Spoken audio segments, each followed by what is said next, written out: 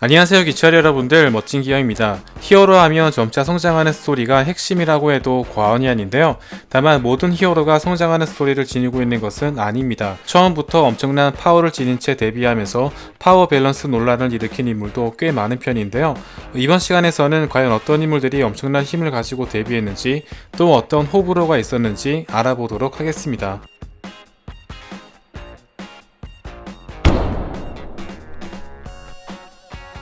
엔드게임에서 가장 논란이 많았던 여성 어벤져스입니다. 그 많은 히어로들 가운데 여성들만 따로 모인 장면이 등장하는 등 개연성은 부족할지언정 팬서비스 차원에서는 이해되는 부분이었지만, 이어지는 장면에서 오코예가 블랙오더의 리더 폴버스 글레이브를 한 큐에 제압했으며, 최약체 라인에 속하는 와스프와 슈리가 타노스를 단번에 날려버리는 장면까지 지금까지 쌓아 올린 타노스와 블랙오더의 위상이 너무나 쉽게 무너진 장면이었습니다.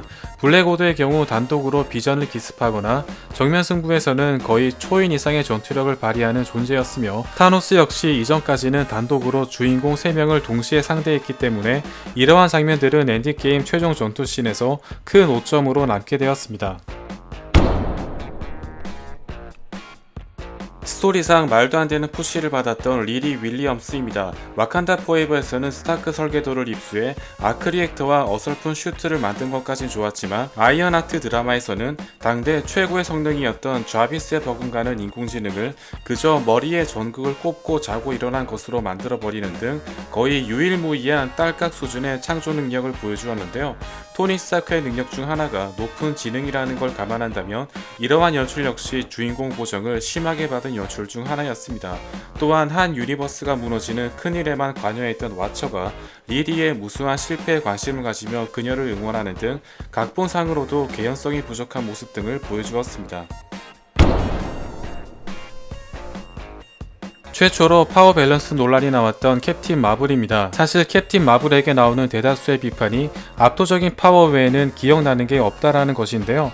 기억 상실증에 걸려 능력을 다시 되찾는 솔로 무비 스토리가 있기는 하지만 테서렉트 에너지에 노출되어 너무나 쉽게 능력을 얻은 것에 대한 개연성이 다소 떨어지는 편이며, 항상 다른 어벤져스들이 지구의 위협에 맞서 싸울 때마다 바빴다는 이유로 불참하는 설정까지 캐릭터의 매력을 10분 살리지 못했습니다.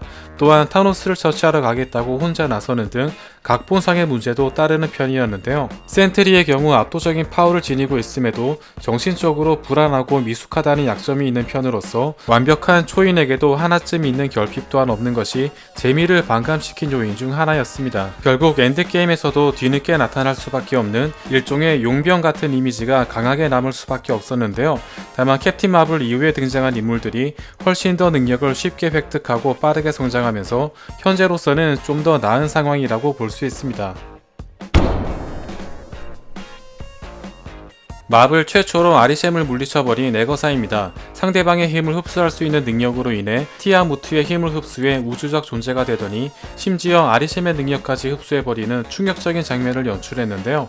다만 다른 인물들에 비해 어느 정도 에거사의 능력에 기반한 스토리였기 때문에 너무나 각성이 심하게 되었다는 것만 빼면 어느 정도 유머러스하게 볼 수 있는 에피소드였습니다. 다만 신적 존재의 힘을 너무나 쉽게 흡수하는 설정은 조금 지나쳤다고 볼 수 있겠죠. 완다비전과 더 마블스의 주인공 모니카 램보입니다. 완다가 만든 헥스를 통과하면서 능력을 얻게 되었는데요. 완다비전 당시에는 주변의 자기장을 느끼고 총알을 보고 막아낼 정도의 반사신경과 사물을 투과할 수 있는 신체 및 당시에도 꽤나 사기적인 능력이었습니다. 이러한 능력이 더 마블스에서는 더욱 발전하여 무려 우주 비행이 가능해질 뿐더러 우주에서 숨을 쉬는 것이 가능한 몇 안 되는 인물이 되었는데요. 우주를 배경으로 싸우는 가모라와 스타로드, 욘도 역시 헬멧 없이는 얄짤없이 사망하는 가운데 평범한 지구인이 헥스를 통과한 뒤로 광속 비행까지 해버리며 우주의 찢어진 공간을 자력으로 붙여버리기까지 하는 등 이쯤 되면 거의 캡틴 마블 버전 2라고 해도 과언이 아닙니다. 원작에서는 캡틴 마블이란 이름을 달고 활동했던 만큼 영화에서도 비슷하게 묘사된 것으로 추정되는데요. 다만 딱히 부작용이나 능력 구현의 어려움에 대한 묘사가 생략된 채 단 2작품 만에 최정상급 능력을 가지게 되는 등 다소 전개가 빠른 느낌이 없지 않아 있었습니다. 시크릿 인베이전의 주인공 가이아입니다. 스크롤 종족의 수장 탈로스의 딸이며 슈퍼 스크롤 실험에 의해 초인적인 능력을 얻게 되었는데요. 초인들의 DNA만 뽑아서 만든 슈퍼 스크롤은 그루트, 익스트리미스의 재생력, 타노스의 신체를 비롯해 캡틴 마블의 광양자 에너지 및 에보니모의 염동력까지 발휘할 수 있으며 그 외에도 고스트의 페이징 및 멘티스의 감정 조절 능력까지 발휘하는 등 그야말로 밸런스 붕괴가 무엇인지 제대로 보여준 연출이었습니다. 이 수많은 초인들의 DNA를 어떻게 수집했는지부터가 의문이며 걸음마부터 시작해 차근차근 능력을 각성한 히어로들 사이에서 단숨에 역대급 능력을 얻게 되는 사기적인 모습을 보여주었는데요. 능력이 사기적일 경우 신체적 부담이 따르는 등의 제약이 있는 편이지만 가이아의 경우 그런 제약도 없는 편이었습니다. 다행히 후속편 제작은 불투명해지면서 파워 인플레 현상이 크게 튀는 일은 없을 것으로 보입니다. 왓이프에 등장한 오리지널 캐릭터 카오리입니다. 완다, 캡틴 마블처럼 인피니티 스톤에 노출되어 힘을 얻게 되었는데요. 다만 완다와 피에트로 역시 수많은 지원자들 가운데 힘을 받아들인 몇 안 되는 인물이었으며 처음 능력을 얻게 되었을 당시에도 능력을 통제하지 못해 서툰 모습이 등장했지만 카오리의 경우 힘을 받아들이자마자 별다른 부작용 없이 힘을 발휘했으며 인피니티 킬몬거를 제압하는가 하면 최후에는 스트레인지의 공격에도 대응할 정도로 너무나 빠른 전개를 보여주었습니다.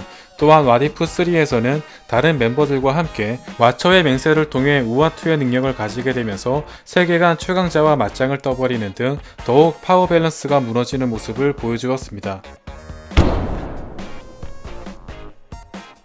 왓이프 시즌3의 가디언즈 오브 멀티버스입니다. 시즌2에서 카오리가 새롭게 추가되었으며 시즌3에서는 스톰과 버디 더덕이라는 멤버가 새로 영입되었는데요.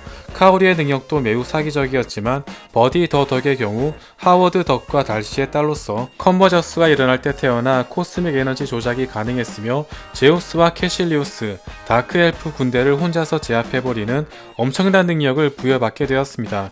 또한 와초의 권능을 통해 우아투의 능력을 받게 되면서 가디언즈 오브 멀티버스 전원의 파워 밸런스가 너무나 오버스펙을 띠게 되는 결과를 초래했는데요.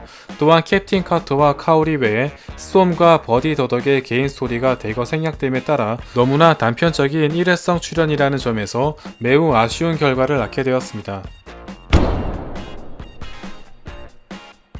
개인적으로 파워 밸런스 논란의 끝판왕이라고 생각되는 캡틴 카터입니다. 베이스는 캡틴 아메리카이기 때문에 첫 등장 시에는 파워 밸런스 논란이 나오지 않았지만 왓이프 시즌2에서 모든 멀티버스에 존재하는 강자들의 무기를 비롯해 인피니티 스톤까지 자유자재로 다루며 스트레인지를 위협하는 등 서서히 밸런스 붕괴 조짐이 보이기 시작했으며 급기야 시즌3 후반부에는 순식간에 와처의 힘을 얻게 되면서 마블 세계관 손가락 안에 들어가는 와처의 수장 에미넌스를 단순히 의지만으로 역광관시켜버리는 역대급 파워 밸런스 붕괴를 보여주었습니다.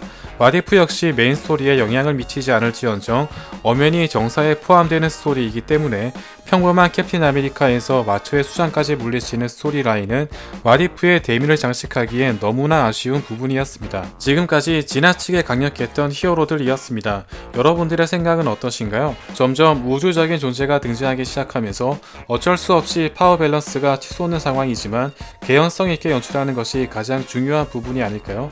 다음 시간에도 재미있는 리뷰로 돌아오겠습니다. 감사합니다.